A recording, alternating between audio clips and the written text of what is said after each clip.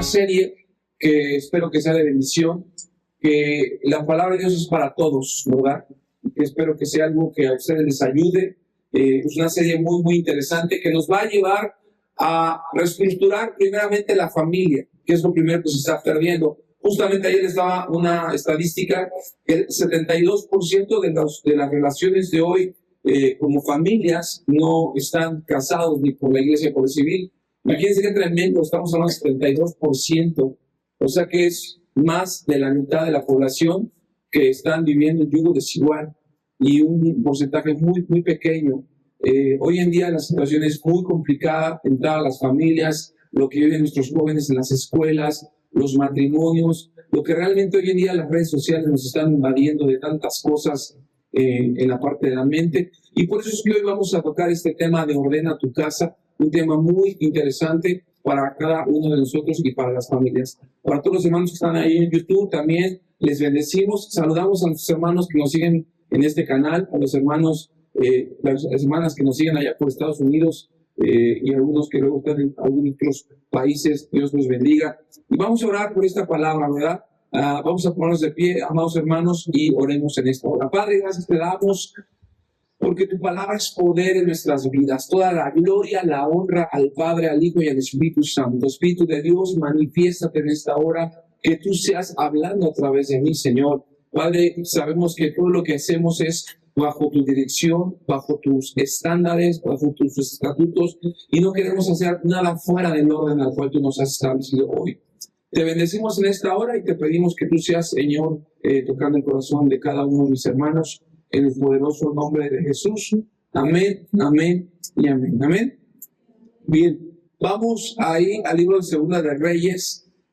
Segunda de Reyes. Hemos estado los martes, los que han tenido la oportunidad de ir a la célula, estamos dando un tema que se llama servicio, ¿verdad? Y me llama mucho la atención cómo es que el servicio se tiene que desarrollar en un orden.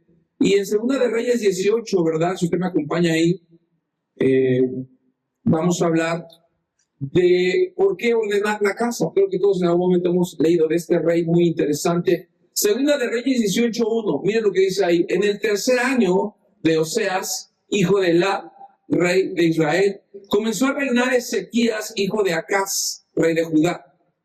Cuando comenzó a reinar, mire, era de 25 años, muy jovencito este rey, y reinó en Jerusalén 29 años, o sea, 25 más 9, ¿cuántos años reinó?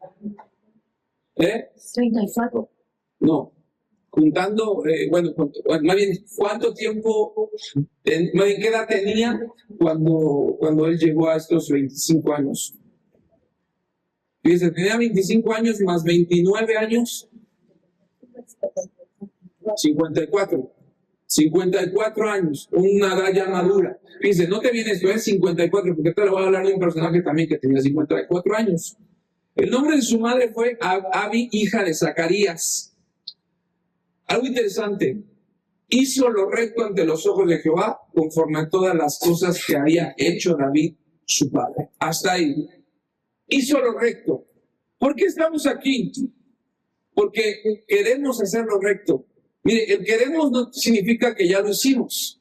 El querer es algo que está por venir y nos preparamos desde un presente. Ahora bien, los que llevan ya mucho tiempo en la iglesia, a lo mejor ya hicieron algo en el pasado.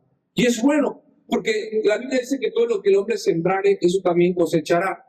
Entonces, hoy en día quizá mucha gente está cosechando algo que sembró años anteriormente, ya sea en lo espiritual, en lo económico, en lo familiar. Hay quienes están apenas en un proceso de siembra, o hay quienes están cosechando cosas no muy correctas o no muy buenas porque no sembraron cosas buenas. Pero la buena noticia es que hoy en día estamos aquí porque queremos cambiar nuestra perspectiva de vida. Dice la palabra, hizo lo recto ante los ojos de Jehová, conforme a todas las cosas que había hecho David, su padre, ¿verdad? Ahora bien, cuando hacemos lo correcto, o cuando él hizo lo correcto, hay una perspectiva muy importante. Y yo platicaba ayer con los novios que casamos, es porque veíamos ayer en el Salmo 91 que decía, el que habita bajo el abrigo morará bajo la sombra del Omnipotente, diré yo a Jehová, esperanza mía y castillo mío.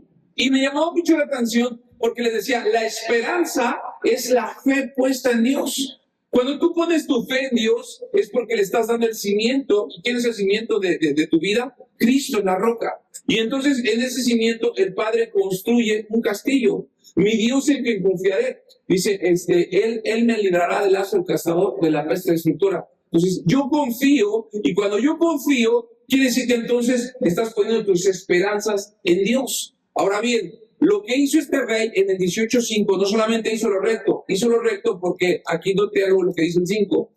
Dice ahí, y en Jehová Dios de Israel puso sus esperanzas, ni después ni antes hubo otro rey, como este rey de Judá. Entonces, en Jehová Dios de Israel puso su esperanza.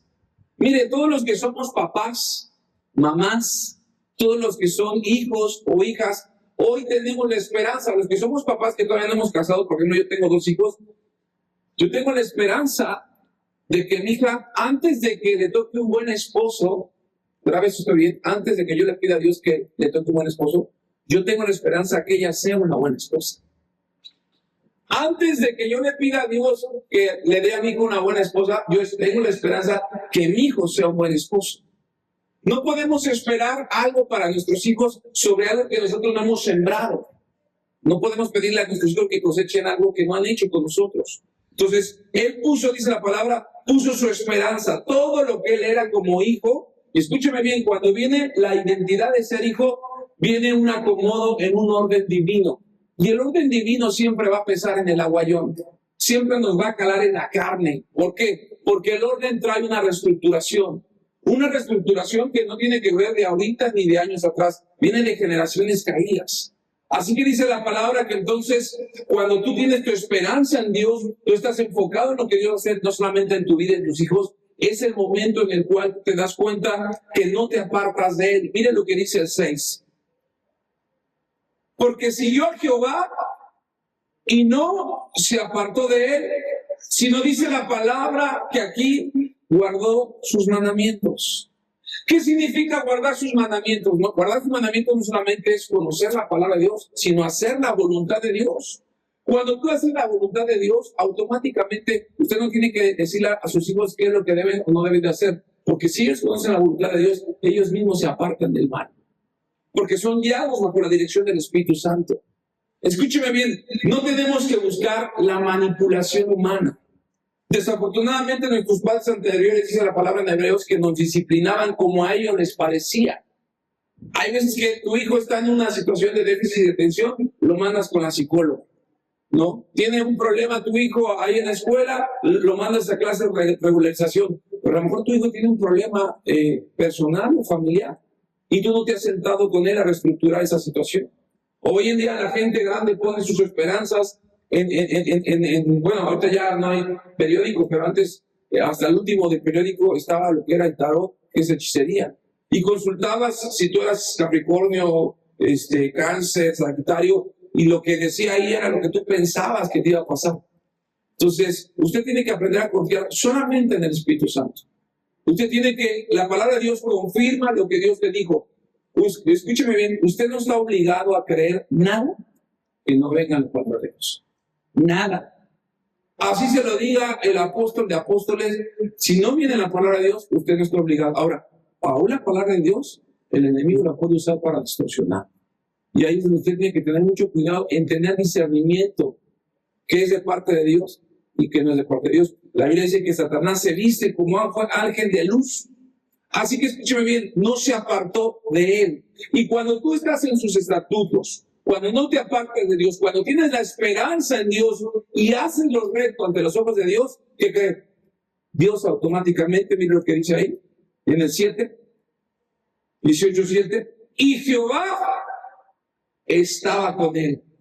Y a donde quiera que salía, prosperaba. Él se rebeló contra el rey de Asiria y no le sirvió. Note aquí algo interesante. El rey de Asiria era uno de los gobiernos más impactantes, importantes, y tenía sujeto todos los reinos.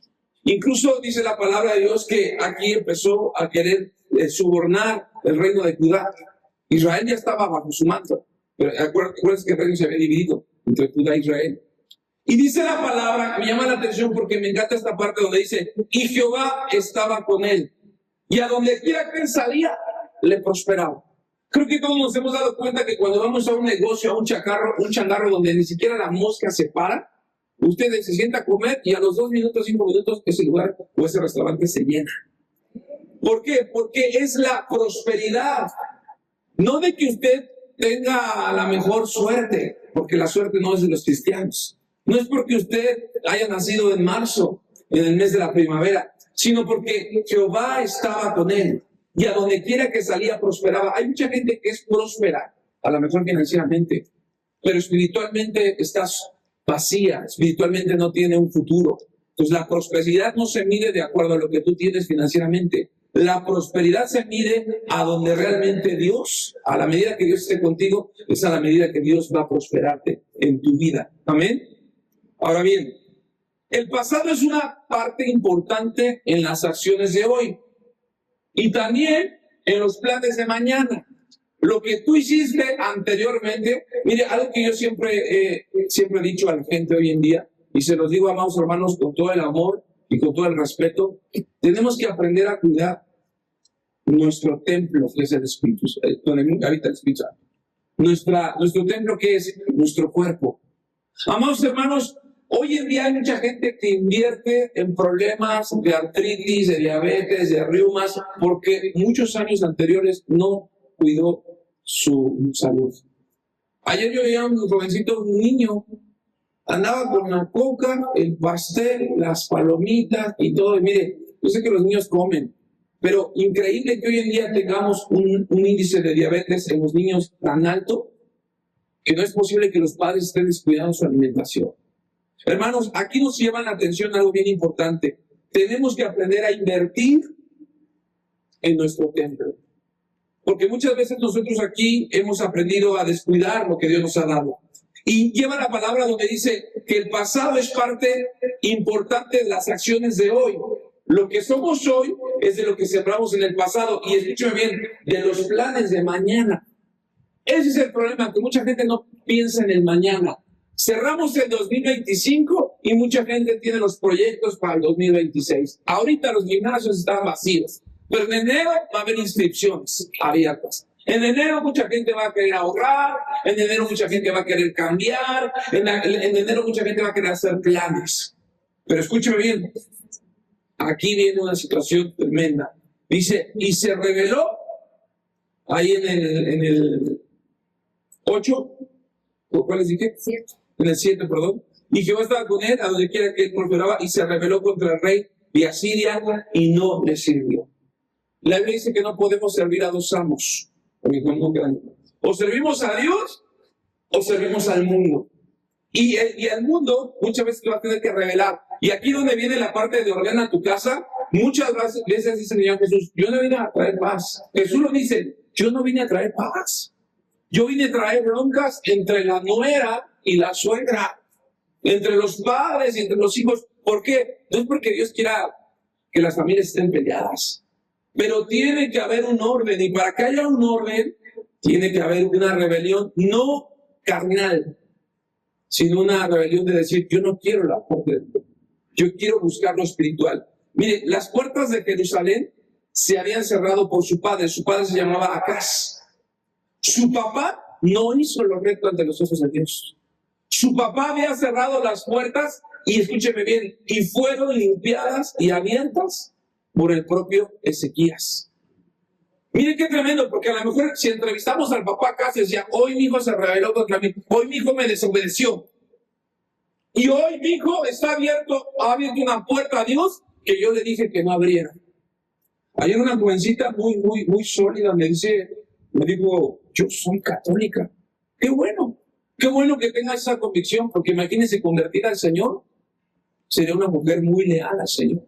Si no conociendo la verdad es de convicción, ahora ¿quién es de conociendo la verdad? Que la haga libre. ¿Sí me está siguiendo? Ahora bien, ¿por qué le digo esto? Nota bien importante. Aquí viene el meollo del asunto. Dice la palabra que el pueblo cayó por idolatría. Y hoy en México, no solamente en México, todo el mundo, la gente es muy almática. Hermanos, yo siempre se los he dicho con todo amor y respeto. Yo como pastor soy parte del cuerpo de Cristo. Yo no soy cabeza, la cabeza es Cristo. Y desgraciadamente hay muchas iglesias donde idolatran más al pastor, a la pastora, al apóstol, al profeta, que la propia palabra de Dios. Y ese es un error muy grave, hermanos. Porque estamos viviendo una época de apostasía donde la gente le da más gloria a las cosas terrenales que las celestiales. Y fíjense, llegó al grado donde dice la palabra de Dios que Moisés hizo una serpiente de oro para que el pueblo fuera sanado en el libro de Éxodo. Pero ¿hasta dónde llegó el pueblo a la maldad? Que Ezequías tuvo que destrozar, literal, la serpiente de Moy la tuvo que romper. Porque el pueblo ya estaba generando así como el becerro de oro, el pueblo estaba adorando la serpiente de oro. Hermanos, hoy la gente le da más prioridad al hombre que a Dios. Y perdónenme, pero no estamos aquí para caerles bien a los hermanos, si les caemos bien o no, tenemos que ser confrontativos con la palabra de Dios. Mucha gente que no le va a gustar, pero esto es parte de la bendición de Dios. Entonces, hoy en día la gente tiene poca preocupación por el futuro, ¿sí? Los esfuerzos exitosos lo hicieron en algún momento este cuate. Todo esto que él tuvo bueno lo llevó a un punto, iglesia, a ser un rey soberbio. Qué tremendo, que era un hombre que buscaba de Dios, que Dios le prosperaba y llegó a ser un hombre soberbio. Mire lo que dice la palabra de Dios. Rápido, porque después lo vamos a leer.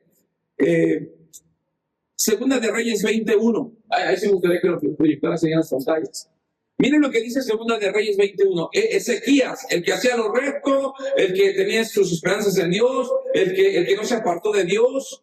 ¿Sí? Miren lo que dice Segunda de Reyes 21. En aquellos días, Ezequías cayó enfermo, pero no era cualquier enfermedad, hermano. Era una enfermedad de muerte. O sea, se iba a morir. Y vino a él el profeta Isaías, hijo de Amós, y le dijo, Jehová dice así, ¿cómo dice? Ordena tu casa. Es que a Dios no le importa si pagaste la tenencia, si vas a construir el segundo piso en tu casa, si te van a ascender de puesto. No. Aquí había un problema de soberbia. La soberbia lo llevó a descuidar su propia casa. Le dice, ordena tu casa, porque morirás y no vivirás. A Dios le importa esa parte. ¿De qué sirvió que me hayas obedecido tanto? ¿De qué sirvió que hicieras lo recto tanto tiempo? ¿De qué sirvió que pusiste tus esperanzas en mí si tu casa está desordenada? Tus hijos están en drogas, ¿sí? Tu esposo anda allá en temas de pornografía. Tu esposa anda más allá ahora en los TikTokers de hoy en día, las modas de la cultura de belleza. ¿De qué sirve? Y dice la palabra, entonces él volvió su rostro al Padre, Ezequías, y oró en el 2. Entonces él volvió su rostro a la pared, y oró a Jehová y dijo, te ruego, Jehová, en el 3 dice, te ruego que hagas memoria. Fíjense cómo le estaba sacando el pasado. Señor, acuérdate que yo en el pasado era recto, andaba delante de ti en verdad y con íntegro corazón, y que he hecho las cosas que te agradan. Y lloró Ezequías con gran lloro. ¿Qué significa con gran lloro? Una amargura, porque él sabía que la estaba regando. Hermano, yo siempre les he dicho que el pecado es como cuando te apesta la boca.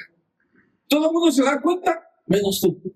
Y hasta la hermana te da una patita. No, hermana, no me gustan esas patillas. Te siento, ¿por qué no, hermana? Me está aventando espíritus inmundos en mi cara. Y dice la palabra ahí, en el 4. Y antes que Isaías saliese hasta la mitad del patio, vino palabra de Jehová a Isaías diciendo: vuelve y di a Ezequías, príncipe de mi pueblo. Así dice Jehová, el Dios de David tu padre: yo he oído tu oración y he visto tus lágrimas. He aquí que yo te sano, y al tercer día subirás a la casa de Jehová. Y añadiré a tus días, ¿cuántos días más le dio de vida? 15 años, y te libraré a ti y a esta ciudad de manos del rey de Asiria, y ampararé esta ciudad. ¿Por amor a quién? Por amor al pastor, por amor al apóstol. No, siempre la misericordia de Dios es por amor a él mismo y por amor a David mi siervo. Y dijo Isaías: tomad la masa de higos, y tomándola la pusieron sobre la llaga y la sanó. Una masa de higos. Ezequías era un rey que podía pagar el ABC, el Hospital Ángeles. Y escúcheme bien, la masa de higos era algo tan sencillo. ¿Por qué? Porque para Dios la enfermedad es algo que él puede sanar en una brisa, cerrar de ojos. Mi pregunta es: ¿dónde tienes tu esperanza? Ahora, aquí es donde yo quiero entrar a la parte más interesante. Ordena tu casa. Ordenar la casa significa, escúcheme bien, es que a Dios le importan primero los tuyos. Farol de la calle, oscuridad de tu casa. Y todo esto viene, hermanos, esto lo descubrimos el martes. Estábamos nosotros a las 9 de la noche dando un tema de servicio. De 9 a 10 de la noche se fueron los hermanos hasta las 11:30. Y para ir a esta parte ya al punto ya más concreto y final, quiero leerles esta historia. Fíjense, tenía 53 años Josías cuando reinó, 25 años, y duró, creo que 23 más, 50 y tantos. Fíjense, ahí les va, quiero leerles esto. A los 53 años, el hombre más rico del mundo escuchó su sentencia. Le quedaba solamente un año de vida. Este hombre se llamaba John D. Rockefeller. A los 25 años, este varón poseía una de las mayores refinerías de petróleo en Estados Unidos. A los 31 años, dirigía la más poderosa del mundo. A los 38 años, controlaba el 90% de los petróleos de América. Cada decisión era cuidadosamente pensada por Rockefeller. Cada conexión era una herramienta de influencia, y cada dólar que él invertía era algo más grande. Hasta los 50 años, Rockefeller estaba en la cima del mundo, el primer multimillonario de la historia, con una fortuna equivalente hoy a 340,000 millones de dólares. Ganó el juego del dinero, pero perdía el juego de la vida. En el año en que él debía morir, a los 53 años, así como el rey Ezequías, su cuerpo comenzó a fallar. El dolor no lo dejaba ni un día. Perdió todo su cabello y solo podía comer sopa y galletas. El sueño se desapareció de él, lo despertaba en la madrugada. La alegría también. Los médicos le dijeron claramente: te queda menos de un año. Un empleado escribió: no dormía, no sonreía, nada tenía sentido para él. Entonces Rockefeller, el hombre que lo tenía todo, comprendió lo principal: no se llevaría nada consigo al momento de despertar. Un día llamó a su abogado y contadores y dio una orden impresionante. Dice aquí: reorganicen toda mi cuenta, todo mi capital, todo lo que tengo para hospitales, para investigación médica, para investigación científica. Y en 1913 fundó la Fundación Rockefeller. Desde entonces el mundo comenzó a cambiar. Mire, el mundo comenzó a cambiar por una decisión. Esta fundación financió investigaciones que llevaron al descubrimiento de la penicilina, salvando millones de vidas. Apoyó la educación, la medicina, la salud en todo el mundo. Y ocurrió algo sorprendente e inesperado. Rockefeller mismo cambió. Cuanto más daba, él mejor se sentía de salud. El dolor disimuló y la fuerza regresaba. El año en el que él debería morir pasó, y otro más, y otro más, y vivió 44 años más, hasta los 97 años. Su principal lección, al final de su vida, Rockefeller dijo: Dios me enseñó que todo le pertenece a Él, y yo solo soy un canal de su voluntad. La primera mitad de su vida la dedicó a acumular, y la segunda la dedicó a servir. Recibió no solamente años, sino una nueva vida llena de sentido, paz y gratitud. Una historia que nos recuerda lo esencial, y puedes ganar toda la vida, pero en el juego equivocado puedes perder todo. Porque el éxito sin sentido es una nada costosa. Pero nunca es tarde para cambiar de juego. Los primeros 53 años Rockefeller construyó el imperio más rico, y los siguientes 44 creó un legado que aún hasta el día de hoy, por medio de la penicilina, salva muchas vidas. Le quedaba un año de vida, pero ¿qué tuvo que pasar? Ordena tu casa. Pastor, yo tengo 14, tengo 15 años. No, ordena tu casa. Estoy hablando de que ordenar tu casa significa tú como persona, tú como papá, tú como mamá, tú como esposa. ¿Qué estás haciendo con tus hijos? ¿Hasta dónde estás siendo permisivo con ellos? Porque hay papás que le permiten a los hijos ser permisivos a los 3, a los 4, a los 5, a los 12. Hay jovencitos que viven en su casa con los papás teniendo 30 años, y los que gobiernan ahí son los hijos y no los padres. Y aquí es donde yo quiero que vayamos al meollo del asunto, porque esta serie nos va a llevar a cosas bien extraordinarias, pero yo quiero terminar con esto. Váyase conmigo a lo primero, Génesis 1.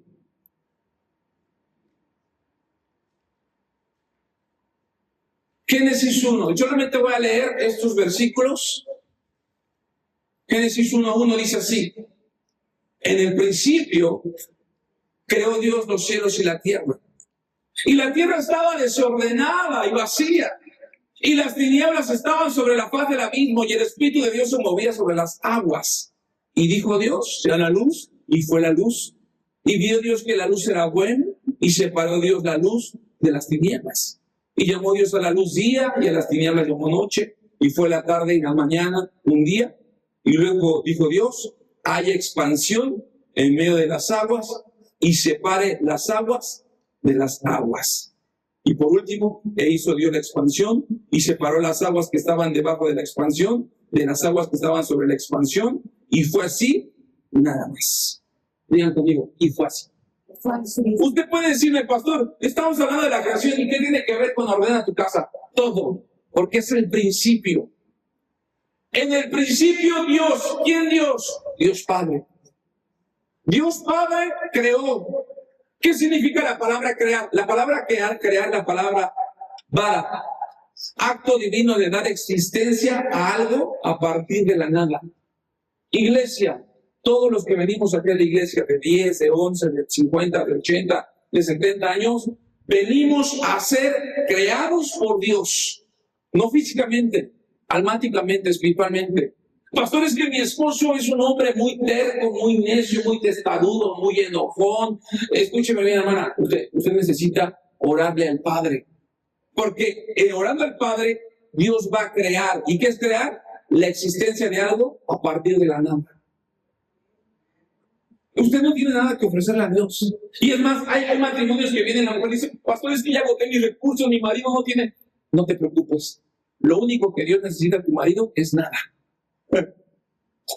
Porque muchas veces esperamos que por dar y nos de rodilla la villa, Dios va a hacer algo y Dios nos va a ver con misericordia. No, hermano, Dios crea de la nada. El Padre.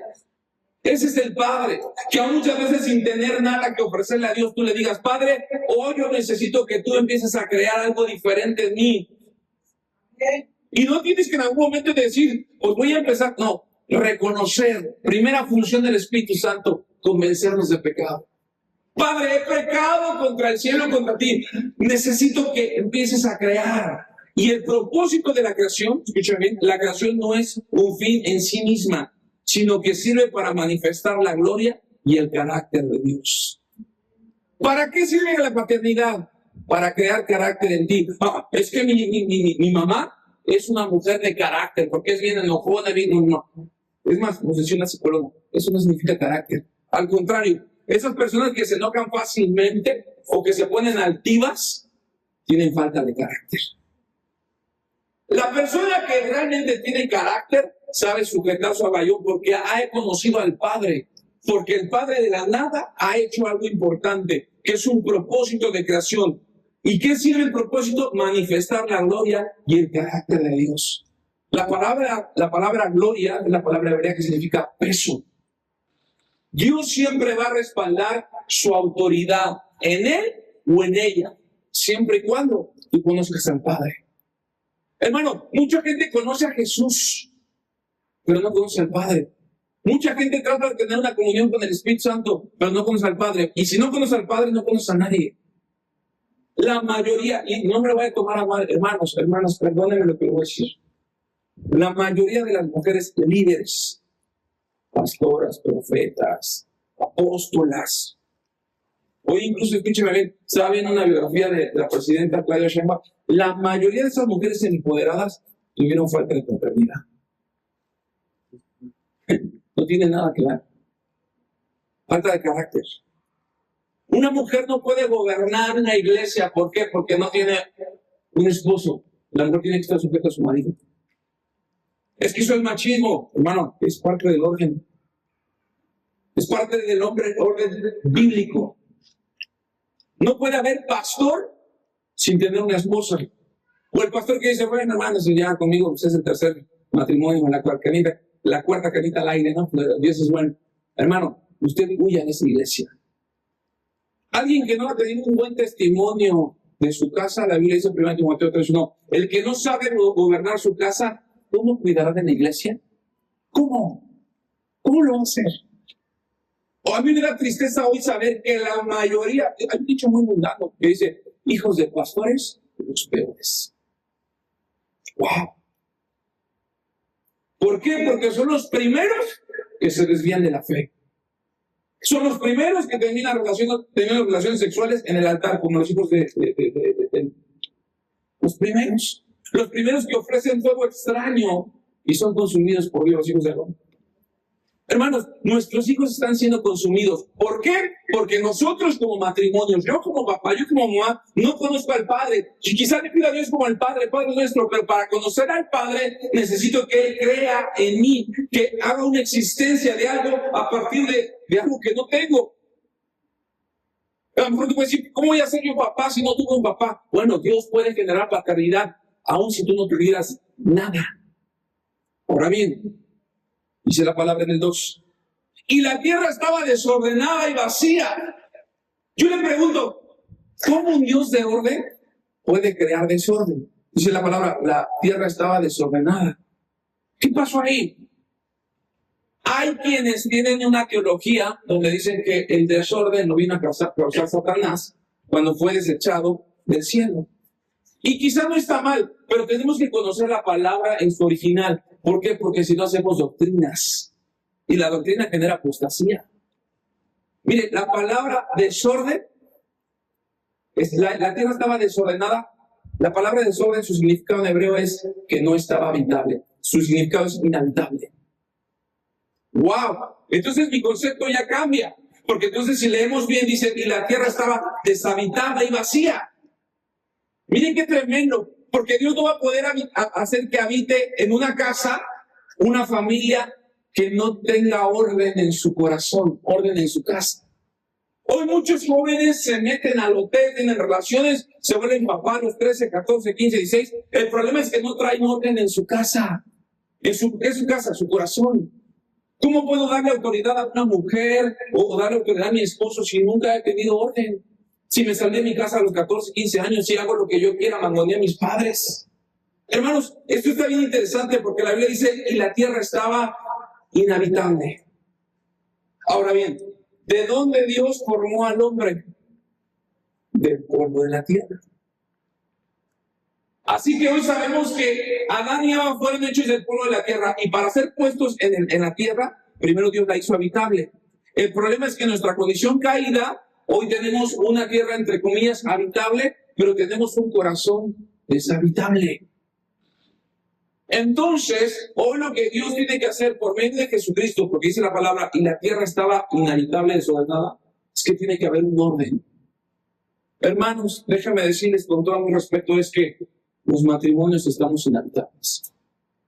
Hoy la mayoría de los matrimonios estamos en desorden. Estamos sobrellevando nuestro matrimonio. Estamos tratando de llevar nuestro matrimonio.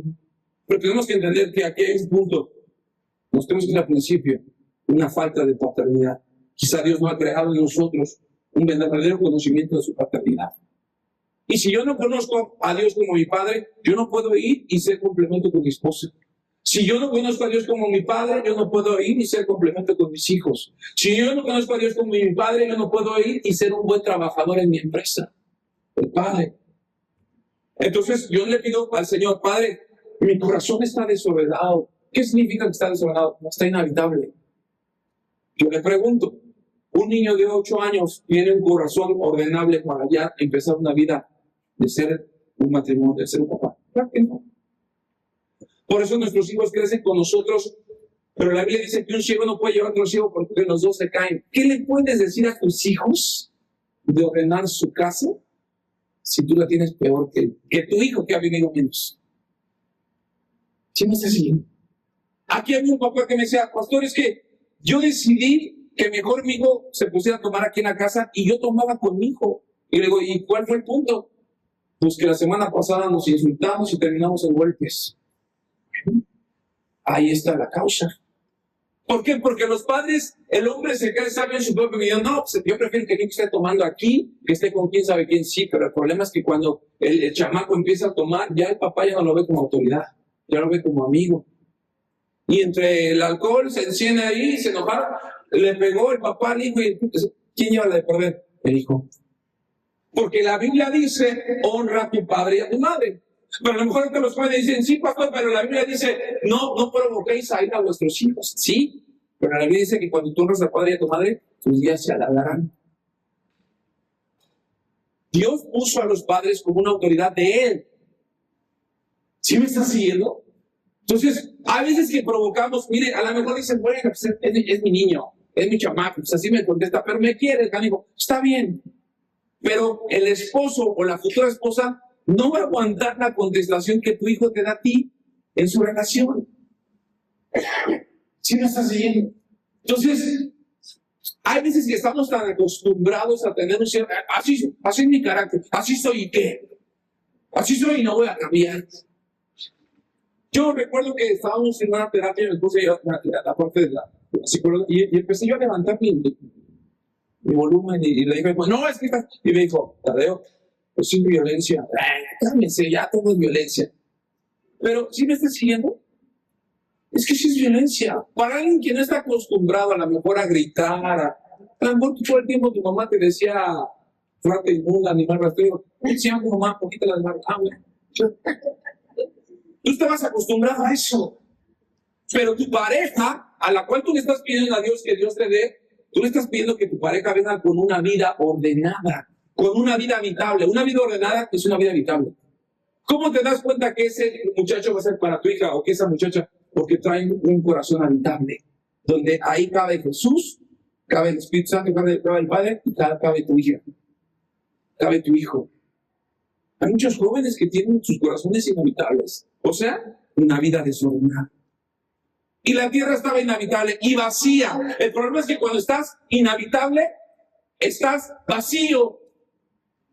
O sea, aunque tú tengas un desorden en tu casa, o sea, tengas todo así revuelto, eso significa que hay un vacío. No, al contrario, ni siquiera puedo entrar. Sí, esto es un vacío. La gente compra compulsivamente por un vacío almático.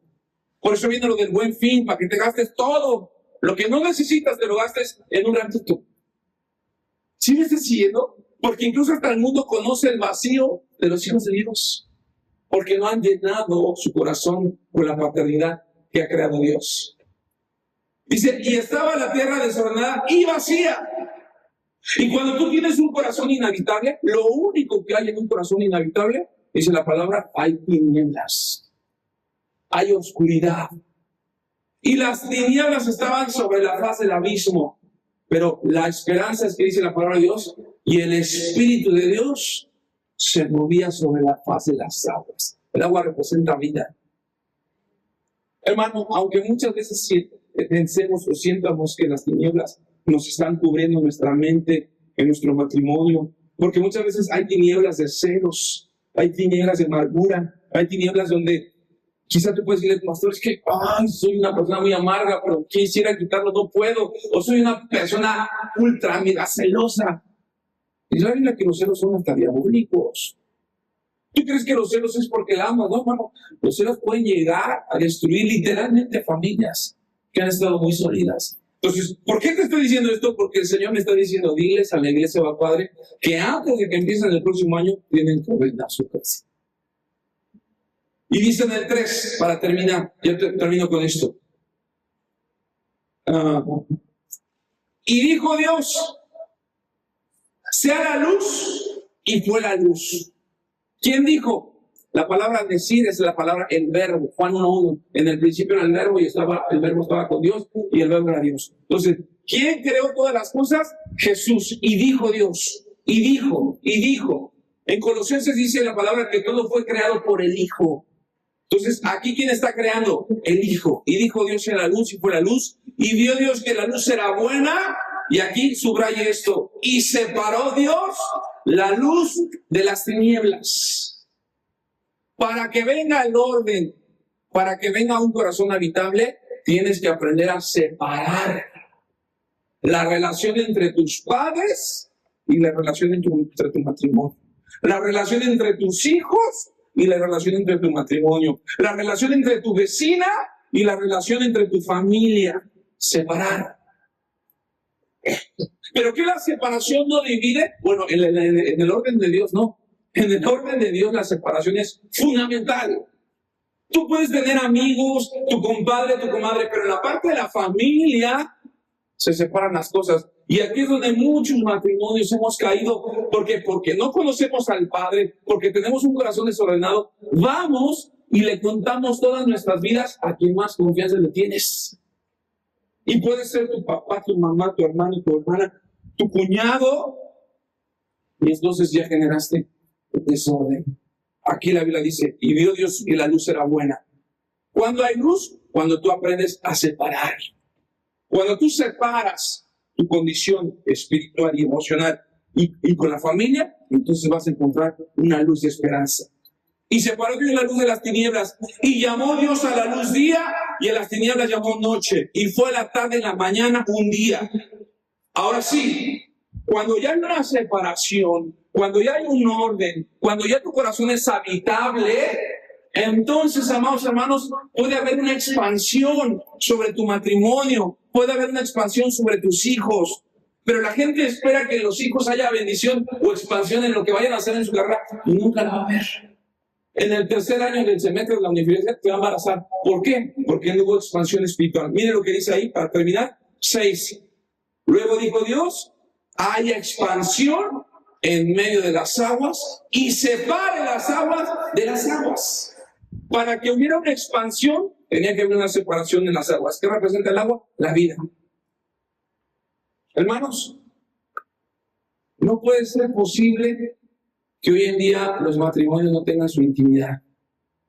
No puede ser posible. O sea, no puede ser posible que los matrimonios hoy en día no estén bien porque los hijos siguen estando de molones y metiches. No puede ser posible que hoy mandemos a nuestros hijos a la escuela y mejor decía un papá, decía un jovencito, mejor mi compañera aprendió la adicción del alcoholismo y las drogas en la escuela que en la calle. En la escuela. La mayoría de las jovencitas, están haciendo una entrevista que la mayoría de las jovencitas ya se meten chochos sin consultar, barbitúricos, seconales, para la depresión, para la ansiedad. Esas jovencitas van al matrimonio directamente al voladero. ¿Por qué? Porque ya no van a depender del marido, van a depender de una prescripción médica, de un medicamento, porque los padres no estuvieron ahí. Por eso el Señor te dice en esta hora, tienes que ordenar tu casa. Es que yo tengo el proyecto que quiero dejarle a mis hijos. Necio. Esta noche vienen a pedir tu alma. Y todo lo que has provisto, ¿de quién será? Por eso en esta hora yo te invito a que te pongas de pie. Hermano, este es el principio de esta serie que estamos dando. Se va a poner bien buena. Porque vamos a salir trasquilados los esposos, las esposas. Pero gloria a Dios porque es el principio de algo nuevo en las familias. Yo quiero en esta hora, amado hermano, que seamos conscientes en qué posición está nuestra familia. ¿En qué posición está tu familia ahora?